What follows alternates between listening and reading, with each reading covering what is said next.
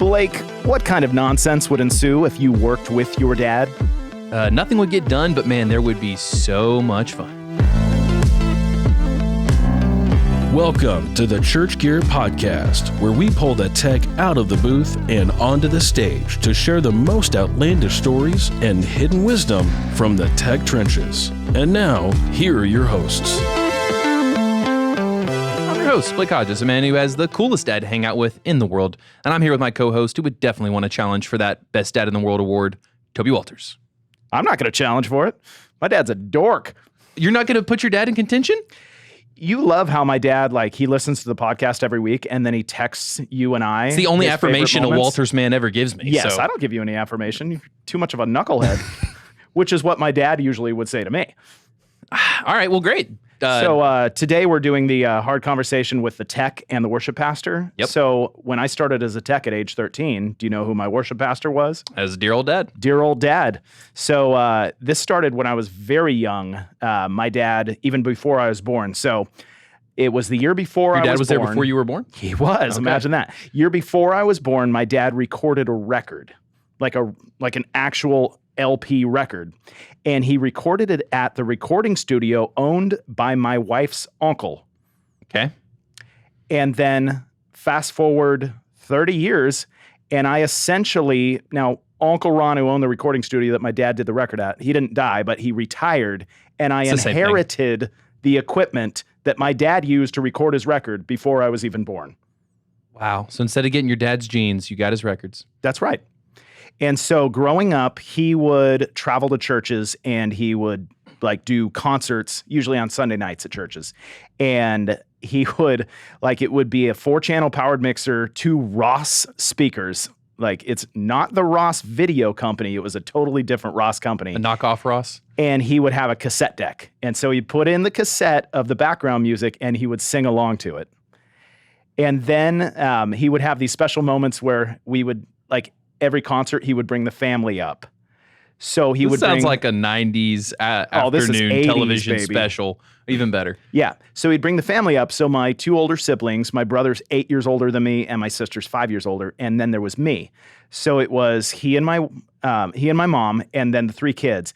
And so, I was 3 years old when they first brought me up. And so the first time they brought me up, they said everybody in the family did what they're supposed to do, sing their parts. And I stood there with one finger up my nose and one hand down my pants. Oh my gosh. Nothing has changed. It's exactly how I've led worship over the years which is amazing. I could still play guitar that way. What would horrify the crowd is when he would switch the hands. He'd take the hand that was up his nose and switch it for the hand that was in his pants. So eventually they kicked me off stage because they said, we can't have that continue to happen. So they probably cost some people their salvation. I think so. But they put me in the tech booth. And then when I was a teenager, I was running the sound while they were all on stage singing. Let's put the knucklehead in the booth where all the controls are. That's a great idea. Yeah, it was great. So that went all right? It went okay. I feel like they made a smart move getting me off stage, but then they put me back on stage. And now, now I just have this platform of the Church Gear podcast with our millions of listeners. So they can't see my finger up my nose. Yeah, we actually had to start the podcast to channel Toby's energy. He doesn't know that we've actually never released it. But wait, what? It all works out. Speaking to people you definitely would want to release in the wild, the worship pastor and audio tech for Church of the City, Chris McClarney and Josh Fisher. Yo! What's up? Yo! Why did we give him those buzzers? Toby, you bought those from a Discount Madness store, and here they are. You mean Amazon? Yeah, a Discount Madness store. All right, guys. So y'all threw us for a loop on this Hard Conversations because y'all have said that you've never had a fight. I wanted to introduce you with 5 fights and a fake, but y'all have never fought. Is that correct? Yeah, I don't think we've ever fought. I don't think so either. Neither of you 8s on the Enneagram, I'm guessing? No. I'm a 10. No, that's true. A perfect 10. He is a perfect I've seen the 10. face. Yeah. I feel like there's a lot of romance in this tech and worship pastor relationship. Bromance. Bromance. Yes. Yeah, that's what it is. I was thinking about that this morning. I was like, is this good because it's something to aspire to? Or was this a terrible idea because it's nothing to learn here? They love each other already. It is a little terrible because we have definitely loved each other for 20 plus years. It's been a long time. Before we get into y'all's five fights and fake, how long have you known each other? Since 06, Yeah, it's been a long time. going on 20 years. Okay. Yeah, but it was back from Jesus culture days. Yeah, you should say what that was. So What I was was Jesus living- culture? Is that your question? I was living in Reading, attending a school of ministry out there at Bethel Church, and I don't know how you knew Chris Kilala, but y'all knew each other. Yeah, that was because of How did y'all meet? Brian and Jen. I came out there to their first worship school with one of the teachers, and he was like, "You should lead worship." And when I led, Jen came up and was like, "Hey, by any chance did you sing on the?" And it was this random record that it was the first time I'd ever been in the studio in Nashville, and I was just giving it the business in the background. But they thought it was so funny. It was her best friend's record, this girl named Ashley. So she heard me sing at that school and said, "Wait, are you the dude from that record, Waylon?" And I was like, "Yeah." So she said, "You have to lead worship with us this weekend." Unbelievable. And then that started a friendship that our sound guy at our church started putting the worship from Sunday mornings onto MySpace. This will give you an idea of how long ago it was. Oh yeah. MySpace. So it was on the church MySpace. She would play it, and Chris lived in her basement at the time. yeah. So Why are you living in her basement at the time? No, Kilala Kilala. lived with the Oh, Johnsons. gotcha. Right? Yep. Lived with them in their basement, and he heard the songs that the sound guy had put on, and he was like, "Hey man, can I record those songs?" And yeah, I was like, "Yeah." So then I came out, and And I was there. he was there playing drums. And the thing I remember about that trip was the dude that was rapping. What was that preacher? My God is That was- B-I-G. that was that year? I think so. I don't remember his name, but yeah, great story. Yeah, it was awesome. So that led to y'all being in a band for many years then. It was a lot of years between. He was After in that. the band. He was in the band. I was just on the outside, like sending songs. So they recorded songs, but I didn't want to move out there. Maybe you've heard of it.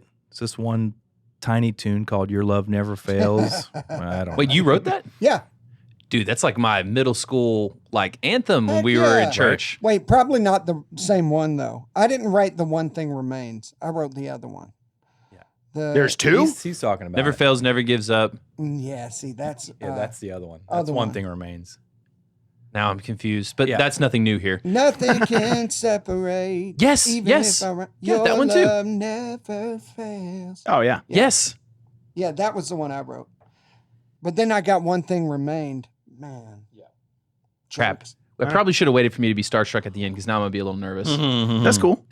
Okay, so we that all have gives fans. that gives us some good background for then their history as to why we had to pivot from five fights and a fake to their 5 favorite moments together and a fake. So 1, we petted cheetahs together in Africa. This says they pet cheetahs together in Africa. Well, that too. They both Not have sure their- what a cheetah is, Are you but sure? They both have cheetah has 2 E's. It's spell corrected for me, so I just trusted the. Here's the thing. I trusted the AI. Did Josh spell it right? Did I copy paste it right? Did the AI autocorrect it? There's too many perpetrators here. 2, taking a camping RV trip in Amish country. All right. 3, we raced cars on a track. We know that one's true. I know. Josh told us a story This is last great. time. Better odds. Better odds. That's so good though. Yep. Yeah, Josh is our first reoccurring in person guest. Ooh. Yes. 4, we went fox hunting on a on a mini bike. Fox hunting, I was like, that's cool. On a mini bike? I mean, I do remember that Josh wanted to have a Ducati, so maybe the mini bike tracks a little bit. That's what I want. Yeah, A monster. that would be great. Yeah. I mean, this bromance what I just said. continues. I mean, there's We need just so much in common. We need here. a YouTube video of the two of them doing that activity. 5, we almost flipped in an Uber.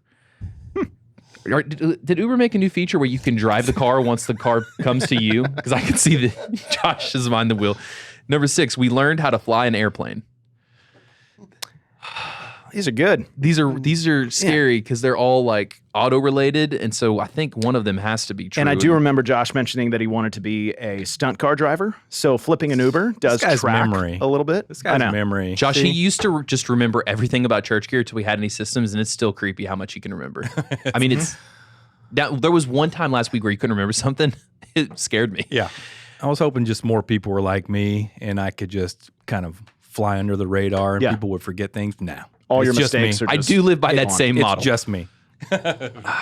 All right. These are also good since they both have their hands. No, I was going to say they couldn't have petted a cheetah because they've got their hands still.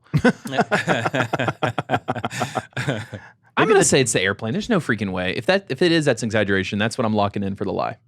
I'm going to say they did not take a camping trip to Amish country because that seems like the lowest excitement one. That was going to be my other pick. I know. All right, here we go. We're locked in. What's the lie? I don't know. We definitely went to Amish country. I think the RV. lie is that I did not learn how to fly an airplane, but Chris learned how to fly an airplane. Well, I did at one point in life learn how to fly. You talking like remote control or a No, real no, one? no, like a real one. Okay. I was trying to get my pilot's license. Did you ever get it? No. Because I got a flight I need to catch soon. No, I got 25 hours out of the 40 that you need, and then we started having kids. And when you have kids, they take up all your money. Again, we were talking about this earlier. So Best of times, worst of times. buy whatever you want to now. Yeah. Yep. Before you have your kids. My father-in-law had all his money saved up to buy a sailplane. He was a pilot in the Navy in the 60s, I believe, and he had all the money saved up to buy a sailplane and then And got you can married. only fly when the wind's blowing? How does a I guess. sailplane work? I don't know. I should ask him. We should bring on a Chuck on the physicist. podcast, yeah, and tell us how a I think he sailplane just works. chucked the plane in there and Yes, No, exactly. I mean, just go on the internet.com and look it up. internet.com. And then post should buy that URL. Joe Rogan style. Yeah. Jamie, where are you? Yeah. So wait, which one is the lie then? that Yeah, Josh doesn't know how to fly an airplane. So I He got said, it. No. he said Yeah. we. When Okay. Really, it's just Chris. It was really just a lie to make Chris tell a cool story. So Oh, what's it thanks, like? man. What's it like? What was it like flying an airplane? It was awesome. And that's it. It was you- awesome. No fear. Oh, Did you super land? fun. Have you Yeah. landed? Oh, yeah. You do touch and goes all day. That's basically all the lesson is. Yeah. You take off and you land, and you take off and you land. That sounds like a dream come Oh, true. so fun. We should go do it. Uh, We totally can. So we are going to record their last will and testament right after this, just for legal sake. Make Because things basically, smoother. once you're up in the air, like it's not difficult at all. Oh, The plane pretty really much not flies hard. itself. Yeah. I mean, I've seen you drive an RV to Amish country. I don't know if I want to get on a plane. You took over driving. So then, how were y'all petting cheetahs together in Africa? Was that like you were on It a was tour? JC trip. Yeah. Okay. A tour of Africa. Jesus Christ himself? Yep. Okay. Yeah, he sent us over there. One could say. Yeah, Jesus culture trip. We were playing shows in South Africa, and they took us to a It was a safari with a zoo at it. Remember the owl? Oh, the hippo thing. What was that thing? One of y'all ride a hippo? that you can hear from up to 1 mile away. 30 miles away. Home. Yeah, apparently in Africa, petting zoos include cheetahs and hippos. Yeah. The cheetah was cool though. We got to pet the mama cheetah, but you just you feed it like a bird in a sock, basically. I mean, it was a bird. It was a little yellow chick. They had Yeah. stockpiles of little yellow chicks. What? that- Are they alive? No. No. I mean, they were alive Before very a long recently. time. But Was you it feed sedated at all? No. But they're chill. Cheetahs apparently are chill. Except for when they run. I think The they got fastest animals they in kind the of world. relaxed after they got the Cheetos deal, and they're just making so True. much money. Yeah, well, Chester. Yeah. I hear he really gives back to the community. He does. Speaking of giving back, and also some other animals, that was petting a cheetah. You went hunting for a fox on a mini bike. What does that even Well, mean? there's foxes around church. Oh, wait, we got a picture here. Oh, Josh, you're gonna have to send that to me. Oh, a video. Whoa. Is that cheetah biting your shoulder? is. Yeah, it biting looks like me. it's licking your ear or something. Yeah, that's one of the baby ones. That's a Wait, baby no, that's cheetah. the- That's those. That's the Yeah, adult. I didn't pet the adult one. Those are the 3 babies. Is Okay. it biting your shirt? He Or did. is that He did bite me. Yeah. holy mackerel? You're gonna have to airdrop that to me after this is over. So then, how did y'all go hunting for foxes on a mini bike? Are y'all on the same bike? Also a lie. See, got you guys. What? So you had 2 lies? Again, I did line not and a do half. that, but Chris has. No, we do go around. I have a mini bike, and we drive around church and look for foxes. We're not shooting. Meaning him and his daughters. Yes. They're hunting. They're spying. This is right after watching Fox and the Hound, right? Y'all just get on the mini bike. Yep. Yeah, just hop on the mini bike and cruise around church. And there's a fox family that lives by the church, and Chris has named them and befriended them. Have you fed them? Nope. They run. They're not my friends. So are you I actually want to be trying their to friend. vanquish them? Or No. We're not hunting. We're hunting as in Find them. like find them. Spot them. Yeah, we just want to look at them. I don't want to kill it. I see. But because Gary, the guy at church, he kills them. Oh boy. Yeah, he makes little traps and closes off the. Have you not heard about this? My favorite one. What did we call that one? It started with an A. Anyways, he got killed by Gary. So dark. So far, foxes are getting killed, chicks are getting fed to cheetahs, and look, you guys almost died. This is why we can't be fighting each other. We're fighting the world. Yeah. Man. That's actually a really good motto for the relationship between the two of you. Yes. And what's so crazy is they're both vegetarians. For real? No. Oh my! I'm so bad at sarcasm. Okay, so y'all almost flipped in an Uber. What happened there? Well, he was tickling me. Were you driving the Uber? We weren't driving. The lady was driving.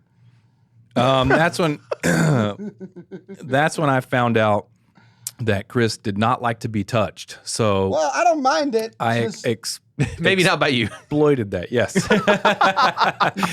And we were in the back of this, compact Uber, and we were just like wrestling, like about to smash the back windows out, and the car was just, I'm like, and we were crying, laughing. Yeah, we were. That was one of the craziest nights of our entire life. Yeah, we don't have to go into No, the we details. won't This go is into not the- Church Gear After Dark. So we'll That save will be for that coming episode. on after. That's right. I feel like I'm hanging out with like Owen Wilson and Vince Vaughn right now. Like this feels which like one's which? they should I be know. making these comedies. Wow. Wow. Should we get into the Wow. hard questions now, I guess, after all the animal murder and the almost dying? Animal murder? So Murder. I'm at Church of the City. I sit out there every week and I hear what your relationship produces as far as a worship experience. That's like their kid. I know. It really is. They made a beautiful baby together. It's the worship at Church of the City. It's after all that tickling. So 20 years of love. You said it wasn't after dark. I'm always trying to find how far we can push lines. so for you guys and Church of the City, is worship and tech the same team or are you guys different teams? Different teams. Definitely different teams. No, I'm just kidding. Dang it. I was like, we got a hot take here. Yeah, we have two totally separate departments, and it's a lot of moving pieces. So we try to keep our stuff together, and we try to make sure they get their stuff together, and we try to get our stuff together, and then miraculously it comes together in 1 hour before church on Sunday morning. Yeah. I can't tell if this is sarcasm or No, not. no, it's No, real. For real. So y'all work in silos really up until the last moment, and then you put it all Well, together. it's not silos. I mean, there's other stuff that goes on during the week, but it's mainly up to our superiors that do that. Part of how we do worship too is we're trying to not over plan it, because at the end of the day, for me, worship kind of has to feel real, and when it's scheduled perfectly and you know to the minute what you're going to do, it loses some of that tangible, we're taking a risk together, we're going to see what happens. So obviously the bigger the church gets, the less risk you can take on any given Sunday. But I think we do a good job at kind of they facilitate a way for us to kind of flow in what God's doing in worship, as opposed to us working together to make some perfect plan.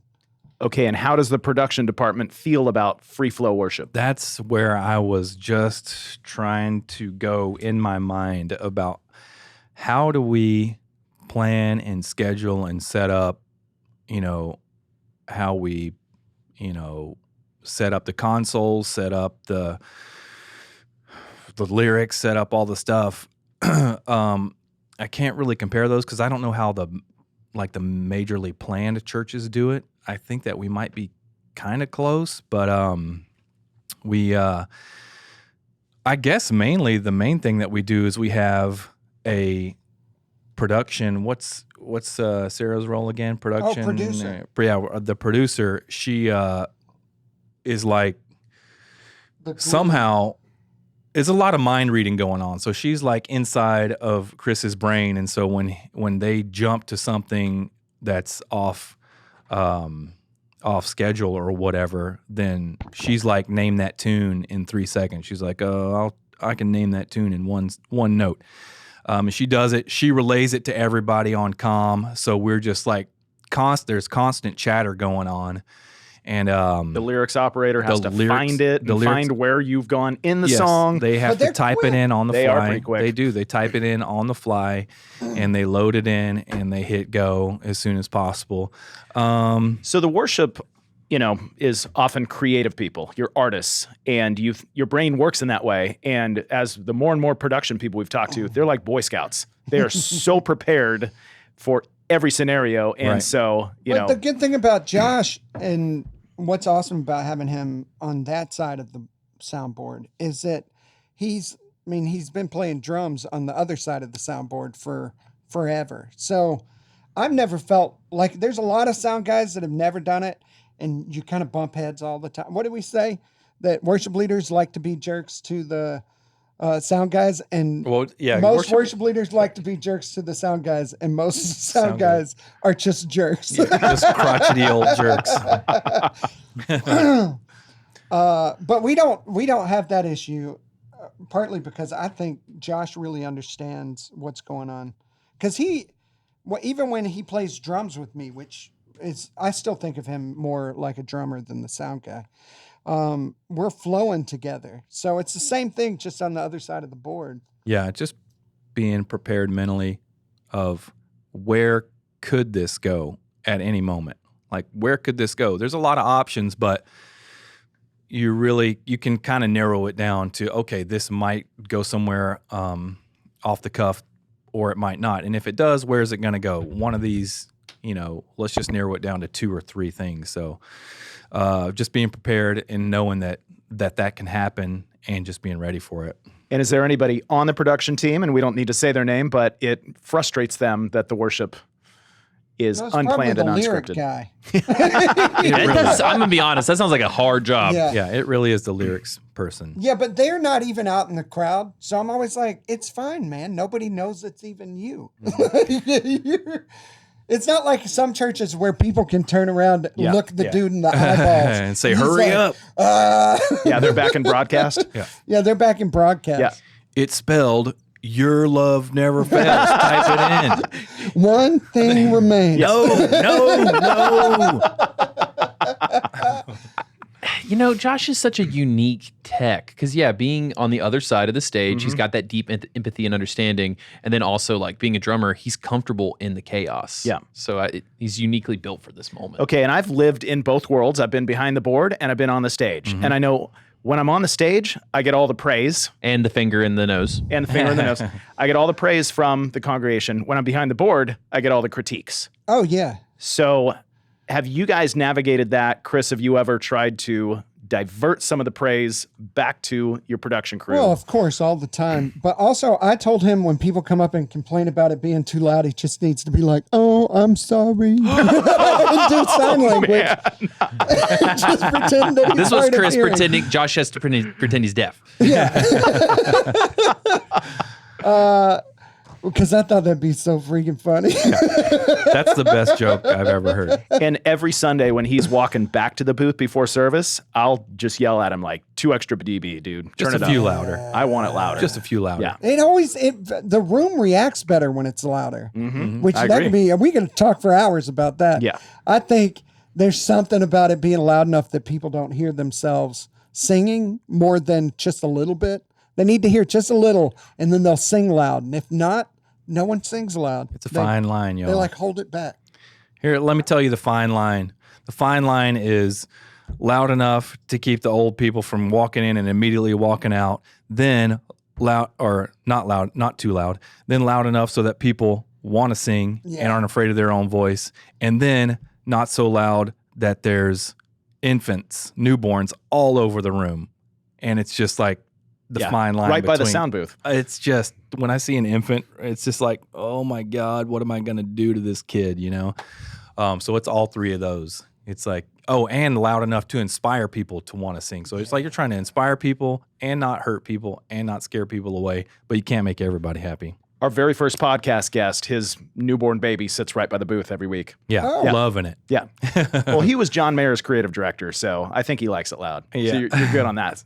No, I don't think Miles is sitting right by the booth. He's for real? Yeah, very close. That's where they sit. Because that's where the open aisle is at church, so they can park strollers there. Oh, I thought you meant when Nathan was like doing the lighting cues for Mayor. I'm like, he's not. No, he's I'm not talking with him church at and that city. moment. So, Josh, do you ever get frustrated that, or any of the production people, like, you're always blamed if something goes wrong? Yeah, and how does y'all's department handle that? The main thing is that Mark says is to set everybody up for success. So as long as, stuff goes wrong, as long as everything works and it's a success and everybody's set up to do their job properly, people screw up, stuff happens. And me personally, like, I don't get in a hissy fit or get upset when everything shuts down. The wall goes off and starts blinking or something happens. It's like, stuff happens and there's no reason to even barely blink at it. It's really hard when it goes down just during the message. When stuff goes down during the message, that's when it sucks. But everything else is just like, everything's fine. We're going to make it through. Stuff happens. But the main thing I do when stuff goes down is just duck below the desk. Josh, you are too tall for that to work, bro. No, he just wants to look Just like a duck. child, Yeah, so people won't yell at him. Yeah. So he ducks down. Just pull the lever on the seat. If you could convince everyone that you're mixing monitors from front of house and Jory on side stage is actually mixing front of house, you'd be like, it's that guy right there. Yeah. Just point to him. See that other mixer over there? That's actually what you're Or we hearing. have one of those phones, Oh, they do the have a comm back phone. So Yeah. if something goes down, you just pick up the phone, just like you just yell because everybody can hear you. I can't work in these conditions. The last time I remember our everything being last minute and not planning out where it was an issue was when we had the Katinas at the beginning of the year, from the night before. And that was pretty stressful because we were throwing 4 new vocals in out of nowhere. We're out of in-ear mixes. So they had to order some on Saturday night, something like that. So the tension there would have been, at this point, we're not sound checking at all. They're setting up new equipment. And as soon as tension, you asked, has there ever been a time where we try and divert that stuff away? As soon as tension started building, it was like, no, this is actually our fault. Like, we threw this in. This isn't the tech guy's fault. And I think communicating that kind of it didn't help the fact that tech guys were still scrambling, but it helps that at least when the visitors come, like whoever we have coming on stage, as long as they're not thinking that it's them and they know that, oh no, actually the worship side dropped the ball on this. And part of that was trying to follow God. I feel like we're supposed to do this tomorrow, but making sure that they didn't get the brunt of any kind of frustration with that. I think we actively tried that morning to make sure that they didn't feel beat down. And kudos to the Katinas. They were very chill. Oh, they were chill. They were super chill. Yeah. So wait, when you're saying that, are you like addressing that to them one-on-one? Like, hey, this isn't your fault? Or are you like saying to the congregation, Oh, hey, not just so the you know? congregation, Okay. because we're professionals. We pulled it off and no one else would have ever known. I see. Everybody involved made it work. I knew. But at I was sitting out there. I'm like, But where service starts at 9, at 8:15 we haven't even made noise. So there's a bit of tension in that. How's this going to work? Now on our side, we're calm enough to be like, oh, we can pull off worship. Just turn us up. the what I was worried about and what was starting to happen was this frustration that we weren't making noise yet. Like, we're not making noise. I don't have ears. What's going to happen? And just kind of laying that down like, no, this was what we asked for when we said we're going to do something last minute. With that comes a bit of risk. And I like the risk reward. A lot of times the more brainy guys, like the sound guys, they're not so into that. But I don't know. I was trying, and from my side, just to the band guys, to the visitors we had, the Katinas that morning, it was like, hey, we messed up. Like, these guys are working real hard. They're trying their best. I think we kind of try and do that a lot. At least I do, maybe. How did your department like go well with that, Josh? Was it like, No, it was a disaster. Well, like interpersonally, like whenever, worship team tells the tech team, hey, that's on us. Is the tech team like, okay, like to kind of give them a breath off, or was it like, no, this is still. No, this one sucked. This one especially sucked. Yeah, but we were like, okay, what are we gonna do? It was to the point where I thought that it actually wasn't gonna happen. Like, for the first time, I was like, wow, this is actually not gonna happen. So we brought all these guys in, and this is like, we're just not gonna do it. Like, we're not gonna get sound check. They're not gonna do their song. They're not gonna do it. We're not gonna do the thing, and we have no idea what we're gonna do. So, we pushed it all the way up to the last minute, and everything worked. We just had to get new gear. We had to get new gear working that morning, so we got them all set up, got it all working, and everything went without a hitch. Josh, is the production department traditionally more nervous about messing things up for the worship or messing things up during the message? What's more high stress for you guys? The message. So like when the lights go out on Darren? Mm-hmm. It's like all the above. It's videos, and other than that, it's just just talking head. If anything goes wrong and is distracting during the message, then everybody notices. During worship, it's like, oh, something quit working. Yeah, nobody even. No. There's multiple things going on. With the preacher, it's just one thing. So when the LED wall went out, when was that? Like, was that right after Christmas? That was when you were backstage, Toby, messing with it. Yeah. Yeah. We told you not to touch it. They were not selling Hey, that to what's us. that button do? I was trying to get you guys an offer on it so I can, purchase it from We it. appreciate it. Yeah. So that happened just in the last 6 months sometime, and then techs were backstage trying to. It happens kind of frequently, so much that you wouldn't even notice. Sometimes it just turns off and turns back on, and people I don't even see it. It's just like, what was that? Somebody just take a picture. Somebody have flash photography in here. Don't they see the signs? No, those people don't see the signs, because every week when I'm leading worship, you see one of these, like the flashlight turn on, and they're just worshiping God, filming. Yep. People are doing that for real? Oh, yeah, every week. I was sitting behind somebody filming the whole worship set last week. Why? I don't know. I'm like, do you know there's a live stream? Like, man, this is going to be good later. They hate our cameraman. You know what? Josh just encapsulated most of that culture of like, you don't live in the moment. Oh, this is going to be good later. Yeah. My favorite is the firework. That's what I was about to say. What? Yeah, people just recording fireworks. Like, God, this is gonna be good later. I can't wait. On the 4th of July. Scrolling past their worship. Get the fireworks. So, Chris, has there ever been a moment where you've kind of taken the bullet for the production team? Like, pastor gets upset because something went wrong, and you stepped in front of the gun and said, "Hey, that was on us." Well, early on when we merged the church, so we used to be a tiny church. When I showed up, we were meeting in a gymnasium, merged with a different church in town. They'd gone through some craziness. And all of a sudden we had this brand new big building, new sound system, everything. And we had like one tech guy on staff and me on worship. And me and the tech guy didn't get along. We would have had a bunch of stories about fights. We actually, shockingly, we brought him in today. He's Jerk. Yeah, what a jerk. But Early on, one week when we showed up, the sound didn't work. It was Sunday morning, first week with both churches together in the new room. Sound doesn't work. And our sound guy's out of town. And that week, we ended up last minute. I didn't really take a bullet. What we did was we took the, what's it called? The little sound system Passport. with the passport system? Oh, Yeah.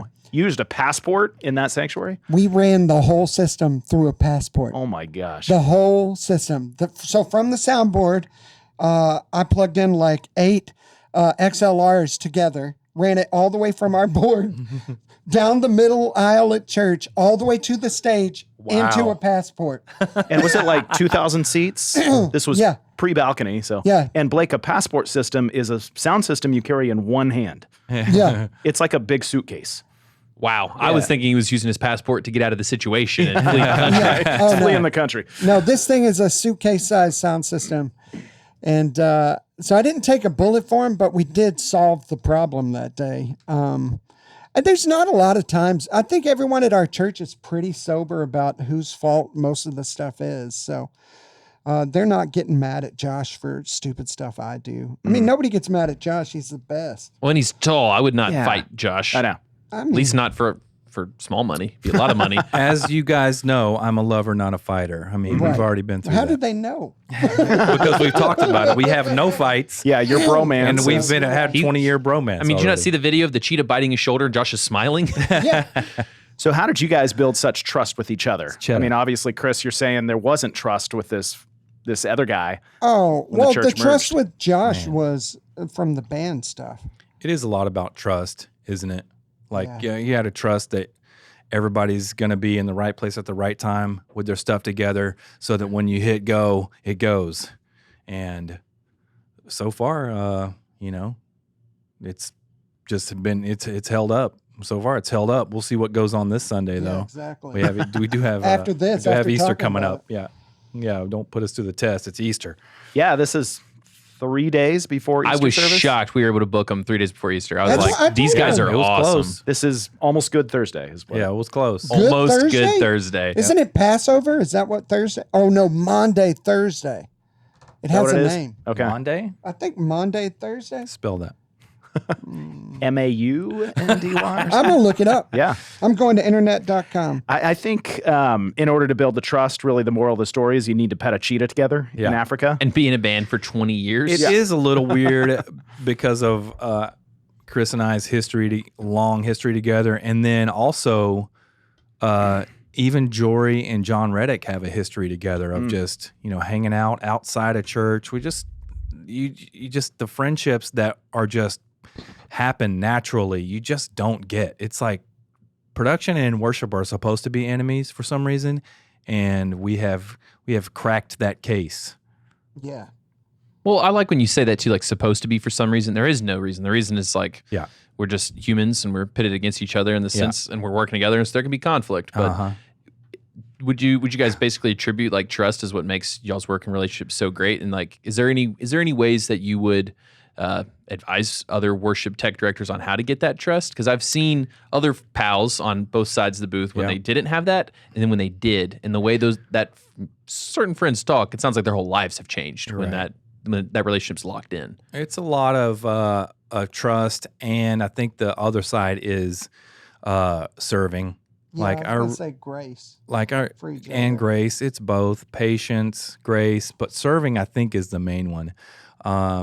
And me coming from that side into this serving role, because I've always been a tech and a musician ish, like I had good relationships with my techs when I was on the road, and it was like I would do mostly what I could to help them and make sure to set them up for success, communicate what I wanted and what what they needed, just that sort of thing. So now on the other side of it, I just still have that attitude. Now it's like, now I'm the tech and now I'm communicating to them. Okay, what do you want? What do you need? If I need something, I can communicate it clearly. So honestly, we're kind of at an unfair advantage. Yeah.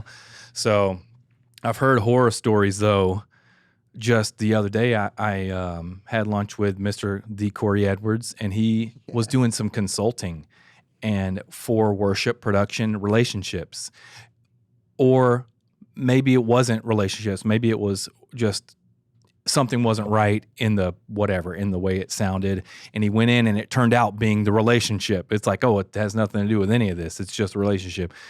These guys think that, the production guy hates them, and the production guy thinks that the worship guy hates him. Okay, well, you know what? We're going to have to call Dr. Phil and get him in here. We're going to have to resolve this. So it did turn out to be a lot of that, just relationship, serving, a lot of pride, which is the opposite of serving. So again, we're at an unfair advantage, but it's my job now to serve the needs of the worship team, which are to be able to flow and go where they want to. So we have it all set up to where it's not as clean. It's a little bit messy, and it can get real messy, but we understand that that's what we want to do, and how to make that as successful as possible. I think human nature, you're just prideful about your role. And so I know better than you do. Yeah. Mm-hmm. To really realize that you're not enemies, you're not two different departments. Like, literally one thing can't be great without the other. Right. Worship is rarely any good when the sound is mixed terribly. Yeah. And vice versa. Like, you can't fix poor transitions. Mm-hmm. You can't fix off-time musicians, Mm-hmm. It almost feels like y'all's relationship boils down to trust and then empathy. Like, trust because y'all have known each other a while, but then empathy because Josh has literally been on the other side. I know which is a bummer because I almost want to be like, everyone should switch stage and booth for like a week or two, and that'd be great, but that's not really feasible. Empathy is a great word, but humility might be. It's a mutual humility where it's like, being in front of people and singing and getting the pat on the back every week has a tendency for some people to make them a little puffed up. So they feel like they deserve it and that these people are hired to help serve me. But I think the humility in our team, not just me, but the whole worship team at church, is that they realize that we're in this together. So it's not these people serve us. It's like the two of us serve God and the body of Christ. And that, like, even when we play on the road and he still plays drums with me, we go on the road. Well, I always try and help roll up cables at the end of the night. And it's stupid. They don't need me to do it. And sometimes they probably unroll them because I'm not doing it right. I know that feeling. But it says a lot to just for a worship guy to just go, oh, I'm going to just show them that I recognize that this is work that they're having to do to make this happen. And, sometimes on the road, they're kicking you off stage. They're like, all right, thank you, get out. But I found most of the time you end up with like, wow, I've never had one of the worship guys roll up a cable. So, yeah, I think that's our whole team is kind of that way. Everyone at church, for the most part, I mean, you got some crazies, but for the most part, the team feels like they carry a bit of humility about what's actually happening. And it's not like a show where we're doing a thing and these people work for us, but we're all doing this thing together. And who would do better if you guys switch roles on a Sunday morning? He would. He would do a lot better. You got a voice, Josh? Can you sing? Josh can sing. If that man is that tall, attractive, and talented and can sing, I'm going to be pissed. Oh, he can sing. For real? Yeah. Who can't sing? This is ridiculous. Blake can't sing. Can it not sing a lick? I did bribe my way into choir in high school. I got kicked out of choir. Nice. What? Yeah. Why? Well, I gave it too much of the business. They don't want you like, ooh, oh, Danny boy. It's beginning to look a lot like Were you really That's into what I got. Christina Aguilera back then? Oh, yeah. Oh, yeah. Blake, I was. who's Christina Aguilera? A pop female singer. Oh, nice. Yeah, well See, done. I got into choir I'm one a by genie the. in a bottle. There we go. Come on over, baby. See, told you could sing. Yeah. It's like, that's Aaron Neville right there. Y'all are gonna have to come to Church Gear's Battle of the Bands. Much. I don't know how to love you. Oh, You know, man. if it helps your relationship, I can just start critiquing everything you do on a Sunday morning, Chris. Oh, that's great. Yeah. If No, you're getting all I- the pats on the back, I'll just start. See, the slapping you great across thing the face. about critiquing Chris is he's the first one to post his fails on worshipfails.com. Look, it's funny. Because it's funny. It's funny. Not to be confused with your love never fails, which is Yeah. not yours. Yes. Yeah, one thing remains. Yeah. Worship fails. That's a great point. One thing I did learn from you is not to take myself so seriously. It's like, if I screw up, it's probably funny. It is funny. If It it's is funny, if it's funny to everybody, then it's probably going to be funny now. We literally have on the wall out in the lobby, our second brand value is we don't take ourselves too seriously. It's great. It's changed my life. Chris, you've changed my life. What? That wasn't me. You've always been funnier than Well, me. no. Well, taking myself seriously, too seriously, and like getting embarrassed. The when whole band. dude. When everybody turns around and looks at you because something screws Yeah. up, that's freaking embarrassing. Like when Now you it's turn just the like- lights off on Darren Whitehead. Yeah, that and now one it's Sunday just morning. like, well, beep happens. So Yeah. Yep. You can't get these two to fight. Okay, so who gets we to could. decide how loud it is? I Oh, do. that'll get them to fight. Really? I do. Yeah, You have power over the dB meter. I do. Yeah. Okay. Absolutely. And who has the power to tell you to change it? if It's mostly Darren. I feel like Darren and Sarah, Darren's the only one. the producer. They're like, it's always just subs. So what happens is I'd use the cook the frog method. So I start the whole thing with the subs off, and then just ease them in by it's like clockwork. Verse 2 of the first song, subs are coming in. Yeah. Just wait for them. I'm going to start It's happening. listening for this technique now. It's subtle, it's slow, but it happens, and it keeps anybody from going when because at 9:00 on Sunday morning, it's like Yeah. boom. Hey, everybody, welcome to Church of the City. Let's stand Put up. your hands in the air. Meow, meow, meow. Lift up a shout of praise. So then all the old people turn around Yeah. and walk out. So And you can do that at the 11 service, but not the 9. yeah. Oh, 5 p.m. service, though. That's Yeah. really when you can turn it on. She boom. So yeah, it's definitely that method of let's not make anybody jump out of their skin and poop their pants right away. It's keep the higher ups from turning around and saying no. And very do purposeful. either of you It have works, too. any power to speak into the others? Like, Chris, do you have any ability to make suggestions for production department Oh, and vice yeah. versa? Well, they Yeah, how would does be that go? Suggestions, but like 3 weeks ago, I think I texted him. He wasn't on front of house, and I just texted him. Today sucks. It sounds really bad today, or maybe I told you backstage. And he was like, "Oh yeah, we're already working on it." But there's always an open door, and if he came to me saying, "I don't like that song," I would probably change it in a heartbeat. Josh, what do you tend to that's critique above him my about? Pay grade. No, that's above my pay grade. Yeah, they go backstage and talk about all that in between services. So I'll just let them handle it. You trying to explain to him that skinny jeans are out? The other day you did play without a guitar in your hands. You did lead a song did. without That a was guitar in your crazy. hands, and I was like, "Oh, that's cute." I didn't know what to do with my hands though. Did you put one finger up your nose? And the other down my pants, just like you, Nailed it. just like you. I'm in high school, and my sister's in middle school at this point, and she's like, Blake, how do dudes wear skinny jeans? Like, really wants to know. And I was like, Hannah, I really have no idea. Yeah, uncomfortably. Would you like to see how skinny my legs are? Yeah, I mean, don't It's back a up too miracle. far as the camera is. Oh, we almost knocked over camera. It's I a mean- miracle. Look how skinny Yeah. these legs Wow. are. I mean, We're just getting full yeah, Chris those- McClarney leg right now. that Man. calls for a skinny jean. You know Yeah. why? Because if he doesn't, very then pale. they might just Oh, fall very off. pale. Well, and this is a testament to God's goodness. Look, people say, how do you know God is real? Look at Chris. How does he stand? He looks like a baby giraffe. How does he stand on the back of Josh? Okay, so if tech and worship pastor are struggling in relationship, where would you guys say they should start? I should start with the text Chris sent Josh. Hey, it sucks today. That's No. probably the opposite. Yeah, I mean that's a great question.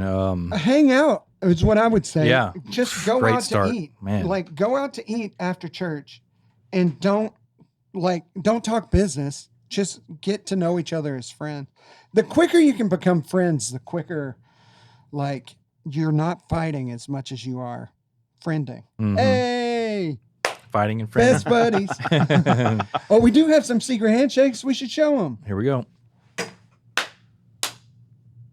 And Nice. this next one, swiggity, swiggity, swiggity, swag. So it sounds like you need to get so close in your relationship that you have at least 2 secret handshakes. That's Well, the one of those meter. is not a secret. Yeah. What was the second one from? Parks and Rec. Yeah. Okay. Gosh, I knew it, but How's that feel, Toby, not to know a reference? I know.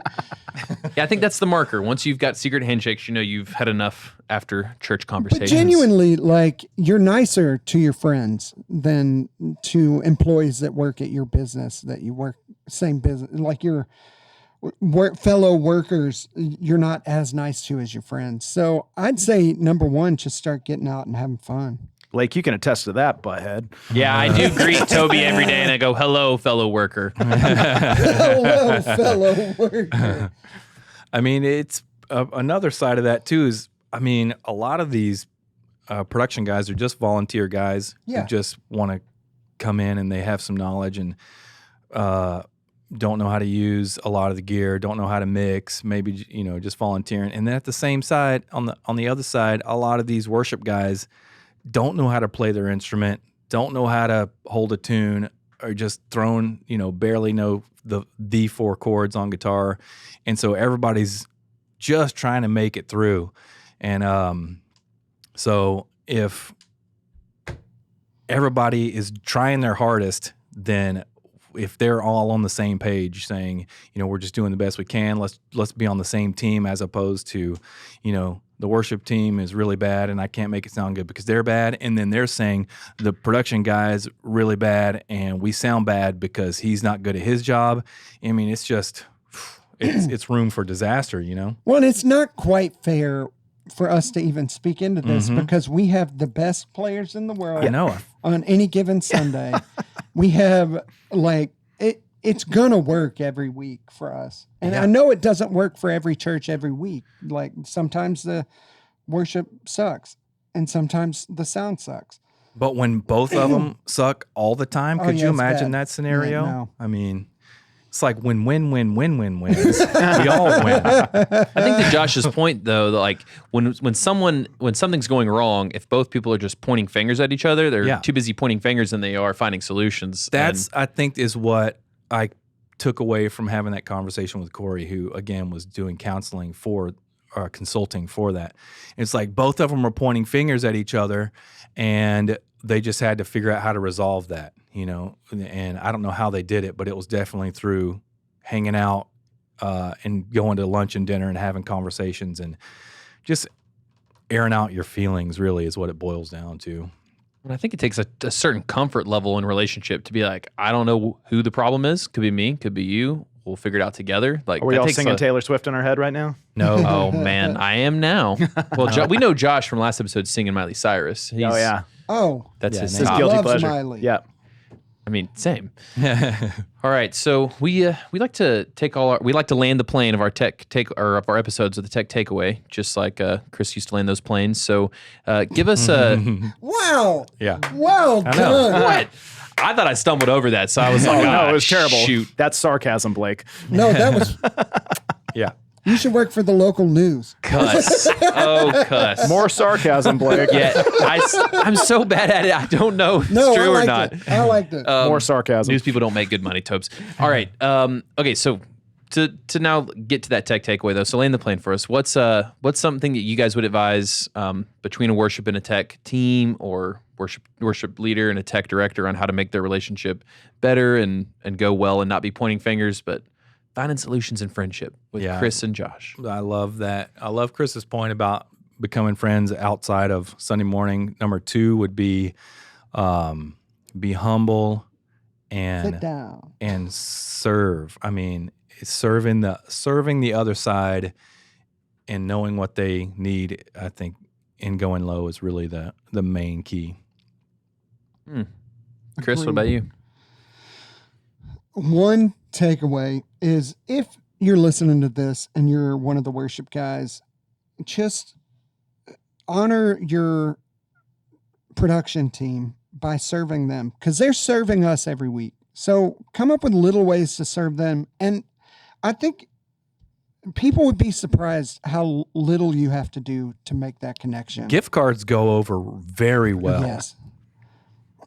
Just if you do gift cards though, do better than the youth ministry does at my church. It's like, here's your $5 Starbucks gift card. Thank you very much. That's the worst. Go just a tick above, a tick above. But no, what you're talking about, Chris, like the rule of reciprocity is very real. You give a little bit, people then like they appreciate it a lot and they want to give a lot back. Yeah, and it doesn't take a lot. It's just recognizing that these people aren't your slaves and you're not some star. You just lead worship at your church. Like be sober about what we're actually doing here. Don't take it too serious and serve each other in the best ways that you guys can come up with. Yep. Try to set each other up for success. Yes. I feel like that should be a blog title, Toby. These aren't your slaves. You're not a star. You're just doing worship at your church. That's real. Like, I mean, that's good. They said church, not church gear. That's right. I'm still the star here, Blake. Yeah, and I'm still your slave. All right. I don't know if I'm allowed to say that. All right. Well, Josh, Chris, what do you guys want to plug? What do you want to point people to? You know, maybe some YouTube videos of y'all with those cheetahs or what Church of the City's got going up to. I have I'm nothing not really to a plug. plug-in Or type just guy. Jesus. Yep. Definitely. I'm not a plug-in guy. Show up. Come watch Jesus get raised from the dead during Easter. I don't even post when I release CDs. Really? I You had still to- release CDs? Well, exactly. I had to last time, and I invented a whole second Instagram account just to make fun of myself, which was hilarious. Is it called malemodel.com? No, that was the one I tried to invent for you. Oh. What's the fake one for yourself? I can't tell you. Can't say. I was gonna. I'll tell you as soon as the cameras are off. Okay. Okay, if somebody wants to search one song where Chris and Josh are both playing on. Oh, all of my I'm records. giving everything that I got. I'm singing. All of my solo records. Worth he's It. been That's what on, it's called. except for the last one. Worth It off of the record called And this can all be found on Spotify, I'm assuming. Oh yeah. Absolutely. Apple Music, YouTube. All right, so me and him playing together. There's lots. Move on the Worth. Just Jesus send them to Culture. Worth It. Send them to Crazy Love and Worth It. Just they'll be fine. Yeah, there you go. Do that. All right. Well, sounds like we got. I got the tunes to listen to on the way home. Oh, or from church go here today. just look for the Church of the City record. Our first one, Josh is playing all of the songs with me. Nice. Sweet. Yeah. No one's running the board. It's just. Yeah. No, No, board was empty that Yeah. day. the board ran itself. The Spirit ran the board. No, I had it next to me. I was doing both. I have seen him do that. One time he did that on the road, and it was the best in-ear mix I ever had. You played it. drums and did the board. That's those monitors. Yeah. Yeah, because the monitor guy we had was real bad, and he just was like, fixed it. I've and done that played multiple drums. times. It was sick. It was It's fun. amazing. We were in a different country. I think I figured Josh out. The guy was like, he's so humble. I can give him all these talents because he doesn't brag about it at all. I'd be insufferable if I could do that skill. I talk about it all the time. Well, thanks guys for coming on. Thanks for having me. Josh is the actual You did genius. great. You did great, Thanks, Chris. man. Tried to make you look good. Same. See, we just try to make each other look good. That's it. Yeah. I make Chris sound like $1 million on Sunday. You should hear him on Yes. Saturday night. It's clearly working. Oh, for sure. Thanks for hanging out with us. We hope to see you back next week for more absurd stories, tech takeaways, and overall buffoonery here at the Church Gear Studios. Blake, what would you say is the secret to our relationship working, seeing as I'm the talent and you're the assistant to the podcast producer? I'd say it's therapy, booze, and prayer. That's the three things. Another But what do tip. you do? Another tip for worship leaders is don't refer to yourself as the talent. That's why I'm no longer a worship leader. Keep the talent happy. You know, if you're listening to this and you've got someone in your life that's the talent or someone that needs to hear what was said today, just text it to them right now. No one will have to know. Don't share it on social. Just send them a text message. No one will know but you and the people who hack text messages. And Jesus. That too.